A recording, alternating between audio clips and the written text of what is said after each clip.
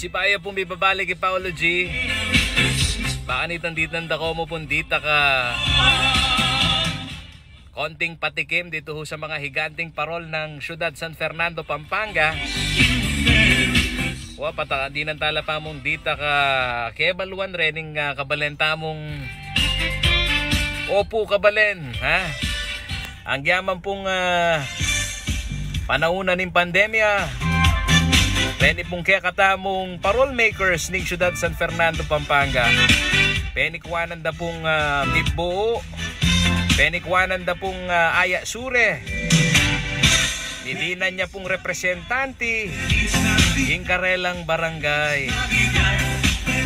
Oy kayo mo kabalen ha, kayo hong aming mga followers lalong-lalo na sa CLTV 36. Oh, anong na-miss nyo sa GLF Giant Lantern Festival ha? Kasi ho nung mga panahon ho na wala pang ganito hong pinakikitunguhan ho na pandemya, talaga naman hong itong paligid ho nitong Robinson Star Mills. Opo, ayan, nakikita nyo yan. Itong parking area na to, napupuno na po na yan ng mga upuan, yung mga monoblock. Ha? At nakapwesto na din dyan yung entablado nung mga nakalipas na panahon na may labasan pong banway, wari. Ne? Pakakordon na yan at pakasamas na lapu, pakatalatag na lapu rin kay rempong bangko, ne? Pero king kasalungsukan kabalen at ipamurin pong bangko popormada mupin mapila na lamo po at ipapatupad ho dito mga kaibigan yun hong ilang mga manonood dito ipatutupad yung physical distancing, social distancing wako ninyo, ne? So akakiula po rin bangko nga mapilan na rin yapin la po rin tatalatag na Rene pong sukening kapanibalan king Giant Lantern Festival king kasalungsungan ngayon So nanula mo, pilan la mo rening barangay tamo. Kung magkamali, pitulay, higit kulan din O bilangan dalaman mo. Ha? Bilangin nga ho natin kung ilan ho itong mga representanting barangay. 1, 2, 3 ang Barangay Telebastagan, San Juan, Barangay Santa Lucia. O yan, nakakiyen ang poining Santo Niño. O lapitan natin. Ha? Alam ko gusto ho ninyong kahit pagmasdan laang ha? Hanggang pagmasdan niya mo yung parol. Ne magyam kang akit mo. Ha? Mong makananula gelingan din kaya katamong kabalen. Gelingan king lelangan ha. Kaya katamong art. Ayan ito hong barangay San Nicolas. Ay, kita ho ninyo mga kaibigan ha. Ito hong mga barangay na to alam naman ho natin kung gaano ho kahirap ha.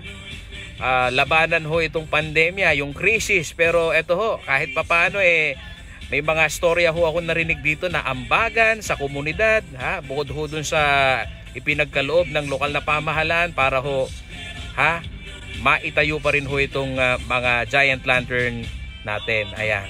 So Paolo G, pwede kang tignan namin yung likuran ng giant lantern. Anong meron dyan? Ha? Sige ho, sisilipin ho natin mga kaibigan ha. Kikita nyo ho yung mga kable ng kuryenteng yan. Ha? Ito likuran ng giant lantern ng Kalulot.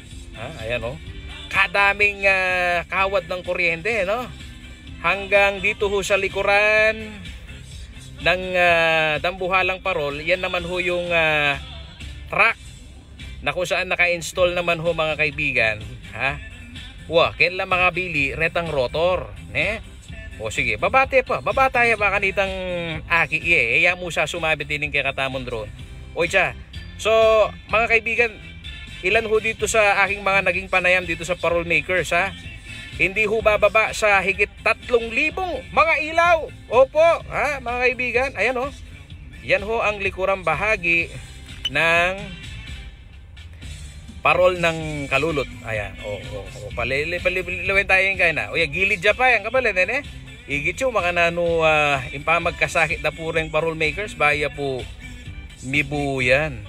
Yung harapan naman. Gusto ko makita yung harapan, Paolo G. Pinakita mo yung likod. Natural, pakita mo yung harapan. Kita nyo? Diba? At yung makamiss Kenny, nakabalen, yung nakakamiss dito yung samahan ho natin na kung saan mga ka-Facebook yun hong pamilya na sa mga nakalipas ho na panahon, andito ho sila, pinanonood ho yan, ha? Parang kasama na ho ito sa buhay ho natin na kasabay ng pag-countdown natin, ha? Sa nalalapit na Pasko, ito hong babantay, ha? At pag-appreciate ho dito sa ganda ng parol ng mga kabalin ho natin dito sa Ciudad San Fernando, Pampanga. Ayan, kalulot. O yan. Sige, sige, sige. Ikutan pa natin yan. Ito hong isang parol ng makakiraya pa yung parol na meto ngayon eh. Santa Lucia ini nung ako magamali. At ini naman bandakin. Ayan, lapitan tayo. Aro, ede paburi pong pakit kabalen mukhang may element of surprise itong barangay San Nicolas. Pero baluan nyo, keraklad po karening parol makers na akakasabi ko, inga kayantabe da kano rin kayanakan. Mga kabataan ho, ang ilan ho sa mga lumikha nitong mga higanting parol.